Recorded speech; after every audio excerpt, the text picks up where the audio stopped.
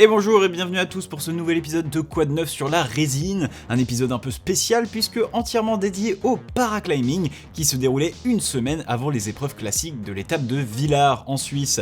Alors rapidement tout de même, le résumé ne sera évidemment pas aussi détaillé, les catégories étant très nombreuses, on se focalisera pour l'instant sur les podiums de nos Français. Alors chez les hommes, on commence par les AL2 amputés membres inférieurs où l'on retrouvait encore une fois Thierry Delarue, notre Français large favori de cette finale et seul grimpeur à avoir topé les deux voies de qualification. Au moment de s'élancer pour le Français, la marque à battre a été apposée par l'Américain Gavin Nix juste avant la partie finale du mur au niveau de la prise 30, tout comme le Japonais Shuei Yuki mais avec la valorisation de la prise en plus. Enfin face à eux, Thierry ne fera pas dans la dentelle, le Français sera encore une fois extrêmement maître de sa performance, se permettant encore quelques mouvements en no-foot sur la fin du tracé et ne butant que sur le dernier jeté, avec en prime une chute qui même en moulinette ne donnera pas des envies de vertige à certains.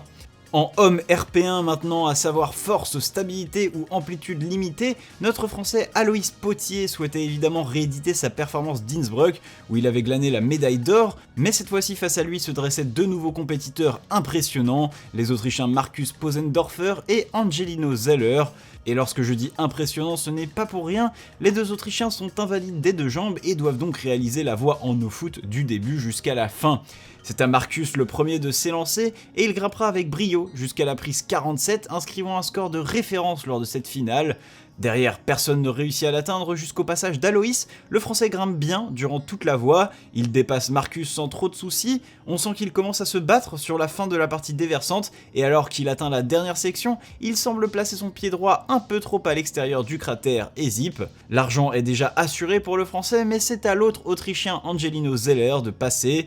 Et si la performance de Markus était déjà à couper le souffle, Angelino fera mieux encore. Il ne flanche pas une seule seconde au moment de dépasser son compatriote, profitant d'un repos à une main pour saluer le public. Mais une inversée le sépare encore du score d'Aloïs et on se demande bien comment l'Autrichien pourrait s'en défaire. Et bien de la même manière que toutes les autres prises, me direz-vous, Angelino ne tremble pas un seul instant, matche l'inversé, continue son chemin et termine même par toper la voie pour une sacrée médaille d'or. En homme RP3 maintenant, donc toujours la même catégorie mais avec une validité un peu plus importante, on retrouve notre Français Bastien Thomas.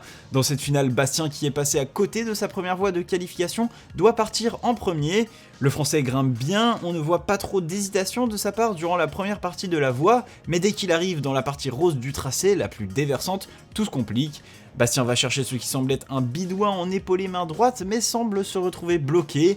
Derrière il tente de relancer sa main mais tombe avec un score de 24+.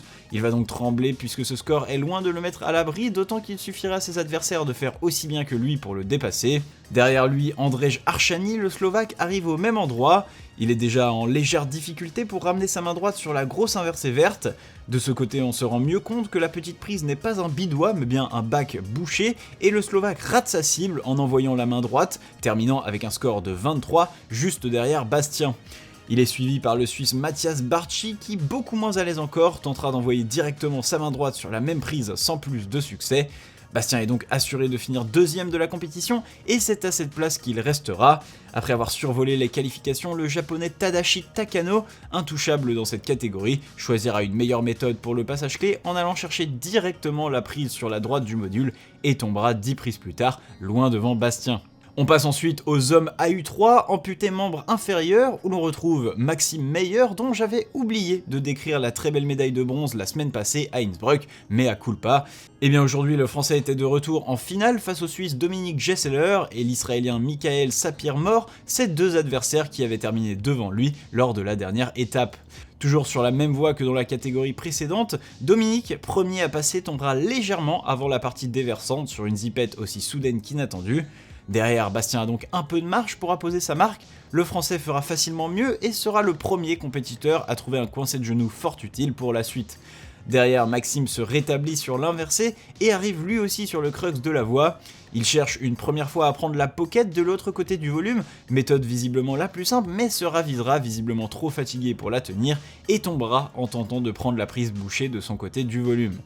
Rien n'est donc fait pour lui car c'est à Michael Sapir-Mort de passer. L'Israélien dépasse lui aussi le point de Dominique, rejoint l'inversé de la main gauche sans valoriser le coincé de genou, mais derrière, plutôt que de ramener sa main droite sur l'inversé, il tente de sauter directement sur la prise à droite du module, une tentative intéressante mais sans succès, et n'ayant pas validé les prises précédentes, c'est Maxime qui peut exulter, le Français remporte l'étape de Coupe du Monde sur un très beau scénario. Chez les femmes maintenant en catégorie AL2 amputé membre inférieur, on retrouve Lucie Jarige qui tentait aujourd'hui de terminer sa saison de Coupe du Monde sur un 3 sur 3.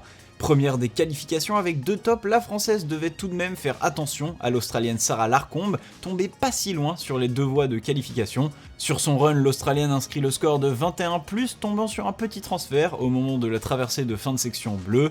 Un score largement à la portée de Lucie qui réalisera un run d'une technicité impressionnante, en témoigne ce mouvement que je qualifierais de lolotte de pointe inversée. La française négocie ensuite facilement la traversée pour dépasser l'australienne. Derrière, après un nouveau no-foot bien tenu, elle cherchera longuement une solution pour aller chercher un plat en bitexture, mais tombera finalement en tentant une méthode dynamique. Peu importe car c'est donc une 3ème médaille d'or en 3 étapes cette année pour la française simplement intouchable. Et on termine chez les femmes AU2 maintenant, amputées membre supérieur, et c'est évidemment l'icône de cette équipe de France Solène Piret que nous attendions. Comme d'habitude, la française a surdominé les qualifications, passant tout proche de 2 tops. En finale, elle arrive après le passage de l'italienne Lucia Capovilla et Maureen Beck, ses 2 principales concurrentes. Celles-ci sont d'ailleurs tombées exactement au même endroit en devant aller chercher une prise blanche de la main gauche. L'italienne d'abord hésitera longuement avant de lancer son geste, la réalisation choisissant ce moment pour nous montrer qu'en paraclimbing aussi, GG le caméraman fait des siennes. Elle lancera finalement le mouvement talon sur le module du dessous, mais sera trop courte pour tenir. Maureen Beck, elle, essaiera de se jeter de manière beaucoup plus lointaine et ratera elle aussi son geste. Mais pour Solène qui a elle son bras valide du côté gauche, ce passage ne posera pas plus de soucis qu'un autre, et ce sera quelques prises plus tard sur un jeté main droite que tombera notre française, remportant ainsi la compétition. Et voilà, c'était le résumé de cette première partie de l'étape de Villars. Alors j'espère que ce format un peu succinct vous aura plu et sera montré que le paraclimbing peut aussi se montrer plus qu'impressionnant. Pour la discipline, on se retrouvera l'année prochaine en Coupe du Monde où j'essaierai de suivre la compétition plus en détail, mais aussi dès cet été pour les championnats du monde de Berne. Enfin, je vous laisse les horaires des épreuves classiques qui auront lieu à Villars le week-end prochain. Enjoy!